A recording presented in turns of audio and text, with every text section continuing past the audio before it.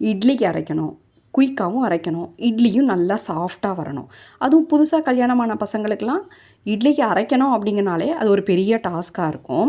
அது மாதிரி வயசானவங்களுக்கு, வேலைக்கு போகிறவங்களுக்கு எல்லாருக்குமே இந்த அளவுக்கு போட்டு நீங்கள் இட்லிக்கு அரைச்சி பாருங்கள். இட்லியும் சாஃப்டாக இருக்கும், குயிக்காகவும் அரைச்சிடலாம். 5 டம்ளர் இட்லி புழுங்கல் அரிசி எடுத்துக்கிட்டு இருக்கேன், 3/4 டம்ளர் உளுந்து எடுத்துக்கிட்டு இருக்கேன்.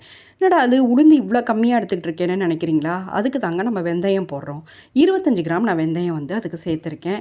வெந்தயம் 25 கிராம் போட்டுடுறோமே, அப்போ இட்லி கசப்பாக போயிடுமா அப்படின்ற குழப்பம் வேண்டவே வேண்டாம். கசப்பாலாம் இருக்காது, இட்லி ரொம்ப சாஃப்டாக இருக்கும். வெந்தயம் போட்டிருக்கிறதுனால ஒரு 5 மணி நேரம் வந்து ஊற வச்சுக்கோங்க. வெந்தயம் நல்லா ஊறணும், அப்போ தான் நல்லா இட்லி சாஃப்டாக வரும்.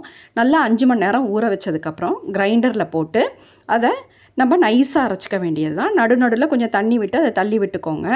கடைசியில் நைஸாக அரைச்சதுக்கப்புறம் தேவையான அளவுக்கு கல்லுப்பு போட்டுக்கோங்க. பொடி உப்பு போட வேண்டாம், கல்லுப்பு போட்டுக்கோங்க.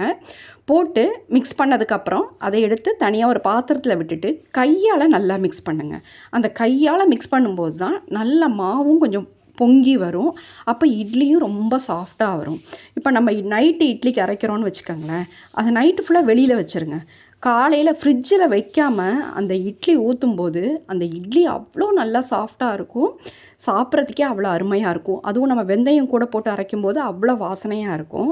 நீங்களும் ட்ரை பண்ணி பாருங்கள். மறக்காமல் என் சேனலை சப்ஸ்கிரைப் பண்ணிக்கோங்க. தேங்க்யூ.